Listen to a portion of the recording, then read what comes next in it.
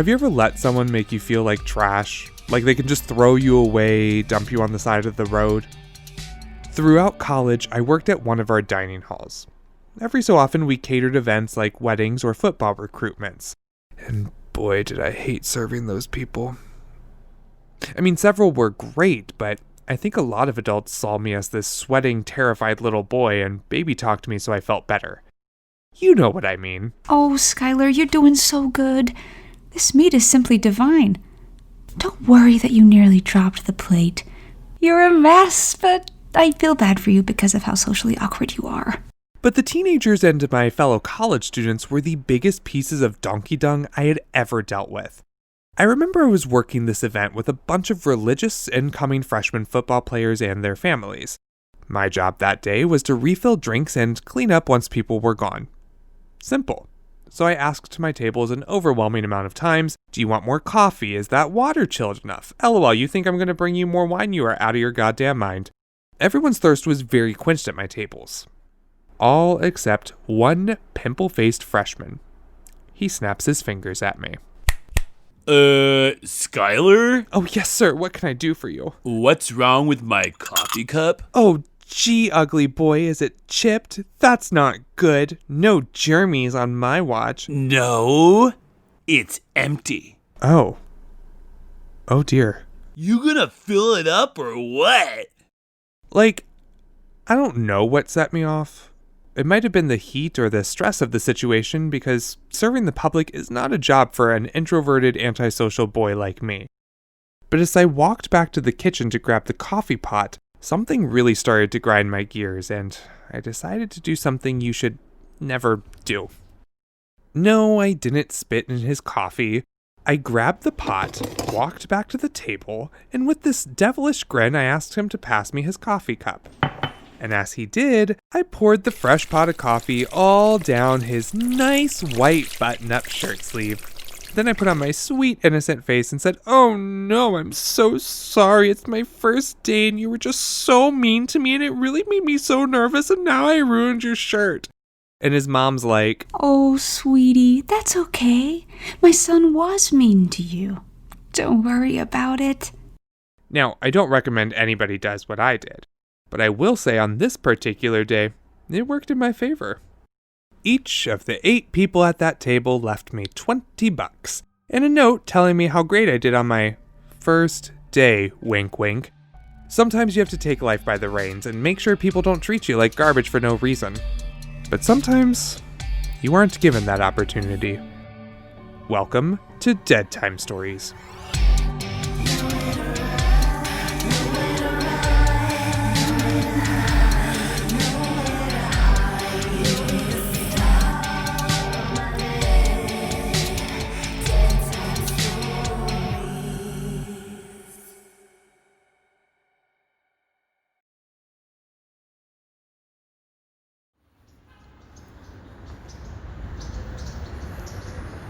It was a crisp fall morning in Speedway, Indianapolis. A bright-eyed and bushy-tailed Jane Freet walked down to her white 1974 Chevy Vega, heading into what we know as her last day of work. Keys, wallet. It's gonna be a long day. Only 2 more years of this, and you'll be out of this small town. You got this, Jane. Damn it, James! Jane was greeted by a mound of trash left in her car by her little brother. Those of us who are lucky enough to have siblings will understand her frustration. James! What? How many times do I have to tell you? Treat my things with respect. I work really hard. Yeah, sit on it, you spaz. Ugh, what a total fry.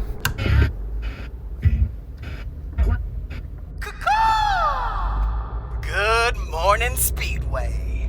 Welcome back to the Morning Eagle Eye with me, Sky, on 101.2 FM. It's a cool 44 degrees this funky November 17th, 1978. Brr. Here's the skinny on the happening haps. Ow, shit. I left Ruthie's card on the counter. I'll just give it to her tomorrow. No big deal. Down and up with the get up. And don't forget to lock your doors this weekend, cause that freaky, deaky car thiefy is still out there. Get my drift? Now let's hear some tunes.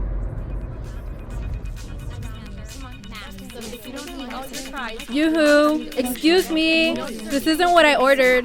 No lettuce, please. I'm allergic to tomatoes. I'm gonna need you to remake that. A river of red and orange Burger Chef uniforms quickly flowed through the teen hotspot as assistant manager Jane stayed busy dealing with orders and customer complaints. She led her team of 4 as they tried their best to keep up with the mountain of orders. Daniel, drop those fries, please. Mark, no lettuce on order 37. Thanks for coming in today, Mark. You've really been a lifesaver. We're slammed. No problem, boss. Anything for you. Yo, boss, cool if I pick up John's shift tomorrow? Yeah, no problem. Put it in the books, have him sign it. You got it, boss. I'll have him sign it when he picks me up tonight. My new camera was pricey to the max. Oh my God. Everyone, stop! It's Ruthie's birthday! Ruth, happy birthday! Everyone! Happy birthday to you. Happy birthday to you. Happy birthday. Happy birthday to you. Oh, stop! Thanks, everyone. Thank you so much. I'm legal now.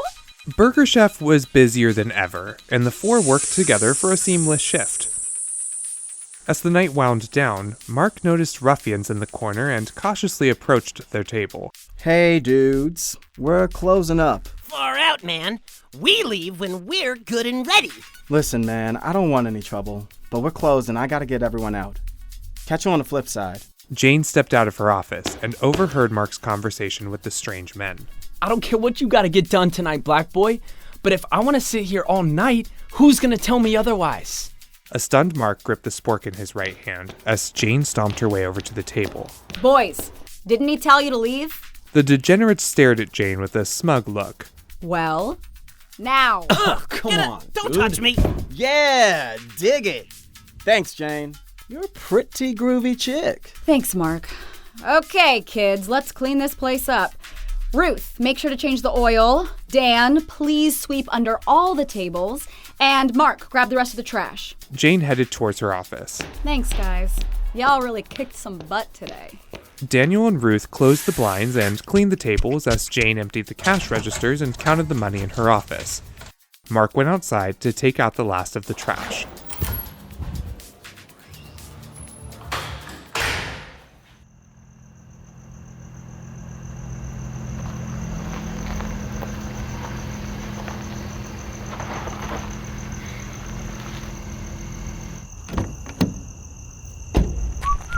Around midnight, John, who was an off-duty Burger Chef employee, danced toward the restaurant.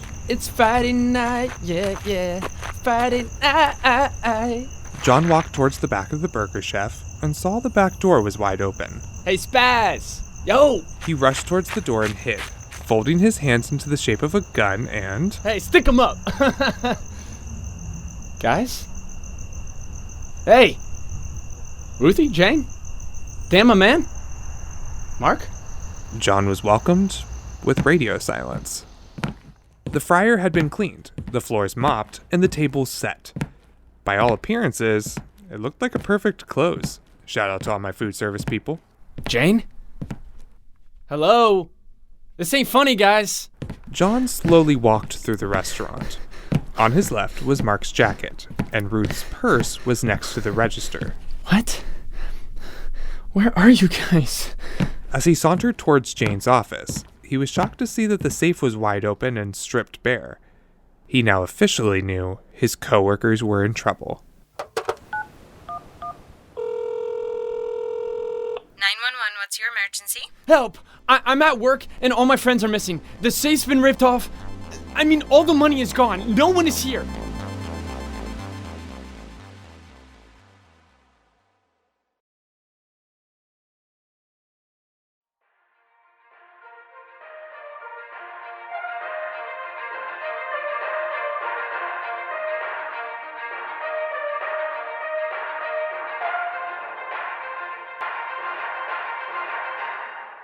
Breaking news on Indie TV Channel 4. A tragic morning, Indianapolis.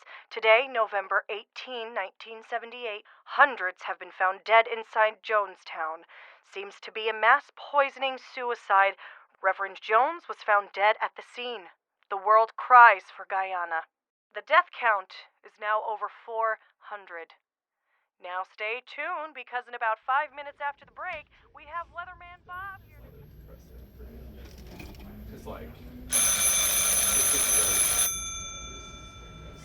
Marion Sheriff Department. Kramer here. Buddy, it's Caroline. Do you have any word on the kids yet? No, Carol. I don't want to bother you, but Jane isn't the type to steal, and why would she just leave her purse out in the open all willy-nilly like that? Carol? I know what you're thinking, buddy, but she's nothing like her brother. She's responsible and hardworking. She loves that job. She wouldn't... Why throw it away for $500? Caroline! Jeez, will you let me speak? Now, I know Jane and Ruth are not the type of girls to start trouble. The boys aren't... Hey! I know the boys as well, but kids are kids. We don't know if they were smoking grass in the back. It was Ruth's birthday, after all. Hell, she could be heading back from Claremont all hungover and walk through your front door any minute, begging you not to start a fight because she's 20 years old and doesn't need her mama to look after her. Aren't you just a tad bit concerned that you let the restaurant reopen? Those kids are gonna clean every last bit of everything. Caroline! Buddy! Try and get some rest, Caroline.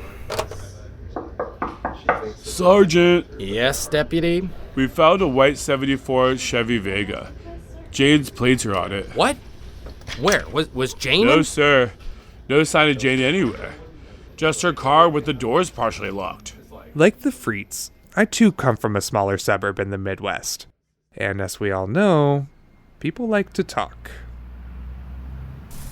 Can you believe that Jonestown business? Oh, I know.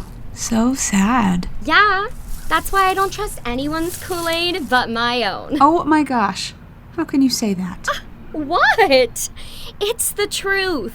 Oh my god, have you been over? As the hikers continue chatting about everyone but themselves, one of them noticed a strange figure in the distance. What is that? It looks like a person. Hello, do you need help? Ugh, it's probably just a couple of teenagers drunk asleep. Look, it looks like there's blood. As the two got closer, they came to discover that it was the bodies of two of our victims, Ruth Ellen Shelton and Daniel Davis. They had been shot multiple times execution style.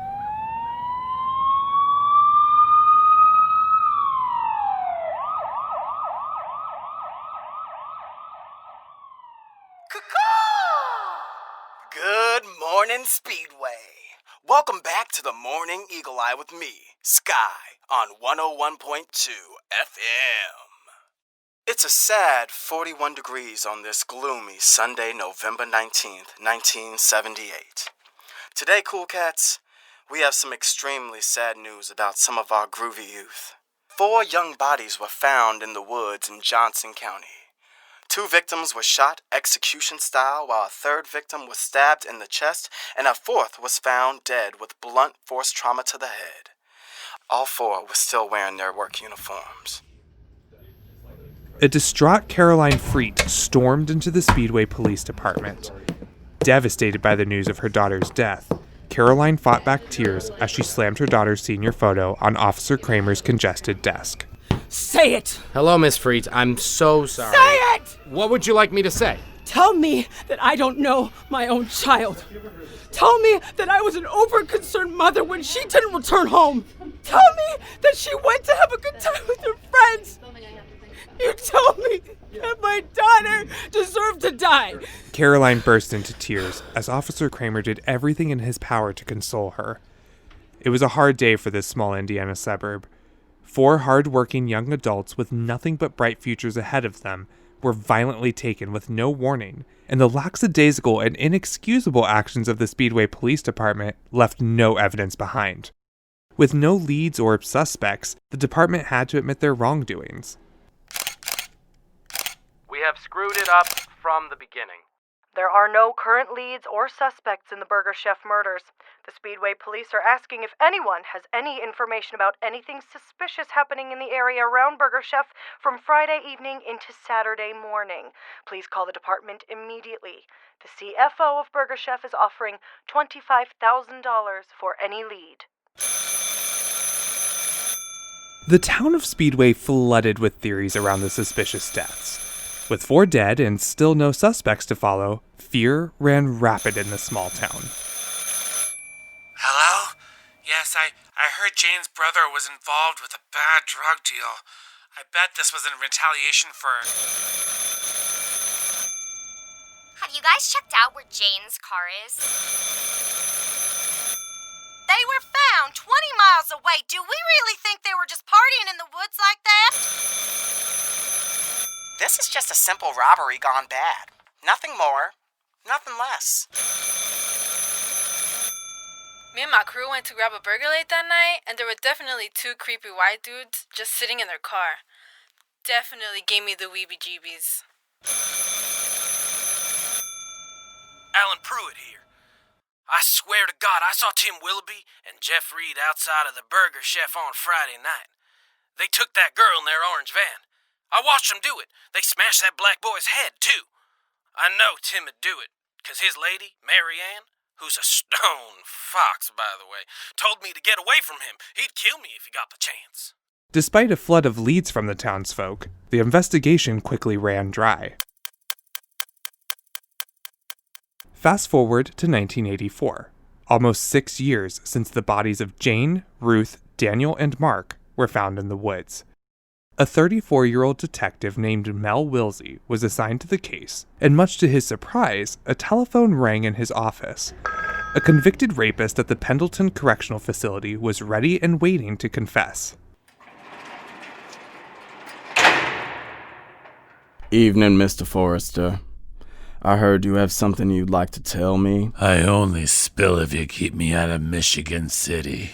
You see, Don was a convicted rapist. He was sentenced to 95 years in prison and was going to be transferred to a much larger, much more dangerous, especially for rapists, prison system, and was trying to save his hide. All of that depends on what you have to say, Don. Can I call you Don? I did a background check on you, Don. You grew up in Johnson County and you've lived in Speedway for some time. A reductive Don began to tell his story. Right. I was actually released the day it happened. And what day was that? The day before Jonestown. You're talking about the murders at Burger Chef. Yeah. What else would I be talking about? Sometimes I think I'd be a better detective than you pigs. What do you know about that day, Don? Well, I shot those 2 in the woods. Were you alone? What happened to the others? Don revealed his alleged accomplices to the detectives. He was there with 2 other unnamed men, and he had more knowledge than they had ever released to the media. The knife stuck into the girl that ran. He had to break off the blade. Don was also able to lead the detectives to the exact spot in the woods where the Burger Chef murders had occurred. How could he possibly have all this information if he wasn't directly involved with the case? Don Forrester continued to feed Detective Wilsey more and more information. You see, James, Jane's brother, owed money for our drug deal, so we went out to Burger Chef to send a message, rub off his sister a little bit. But then that black boy stepped in to help her. What happened with Mark? I thought they killed him in the lot, banging his head against the van like that. We all thought he was dead. That's why we took the others. No witnesses. After Don's confession, the detective interviewed his ex-wife, who corroborated his story. She told him that days after the murders, Don had taken her to the wooded area, then left her in the car while he retrieved 4 shell casings. She said he took them back to their house and flushed them down the toilet. The detective searched Don's old septic tanks and found several .38 caliber shell casings. Case closed, right? Not even close. On November 14, 1986, someone inside the department with knowledge of the investigation leaked the details of Don's confession and his cooperation to the press. This resulted in Don pulling his entire confession, and the case went cold once again. There is no statute of limitations on murder in Indiana, but there is an increasingly tight limit on law enforcement resources. For years, the Indiana State Police had a cold case unit dedicated to unsolved major crimes like the Burger Chef murders, but due to budgetary constraints, that was disbanded. Those dusty folders were now to be perused by cops solely in their spare time. Dozens of investigators from 5 different law enforcement agencies worked the Burger Chef case. Most have retired, and many have died. The crime is still unsolved. The killers were never brought to justice, but there might be someone out there who knows something that could break the case open. Secrets are easier to keep when no one's talking about them.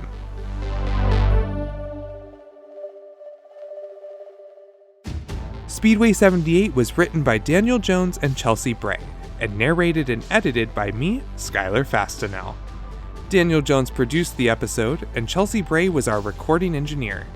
The voices featured in today's episode were Marissa Pistone, Matt McNelly, Tamara Perry, Jeremy Staple, Alan Anthony Morion, Daniel Jones, Walker Barnes, Ariel Dale, Rainey Blake, Jordan Catcher, Jeanette Zosh, Sophia Sassone, and our TikTok winner, Becky Chavez. Thank you for tuning in for the first of our Halloween specials. Since everybody loves a good 80s slasher movie, we'll be bringing you stories like that all month long.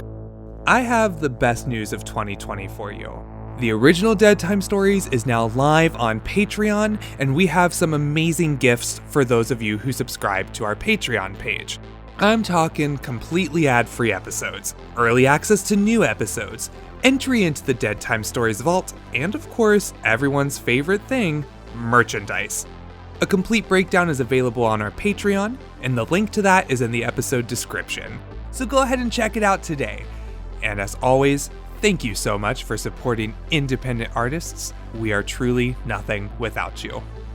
To learn more about the actors involved with today's episode, or more information on the case that we just didn't have time to cover, you can follow us on Instagram, YouTube, Facebook, and Twitter. The links to those are in the episode description. And while you're listening today, consider leaving us a 5-star rating and review on the podcasting app you're using. It helps us to reach more listeners and keep bringing you quality stories. We'll be back in just 1 week with another Halloween slasher story. Until then, stay safe out there. I don't want you to become the next chapter's topic on the original Dead Time Stories.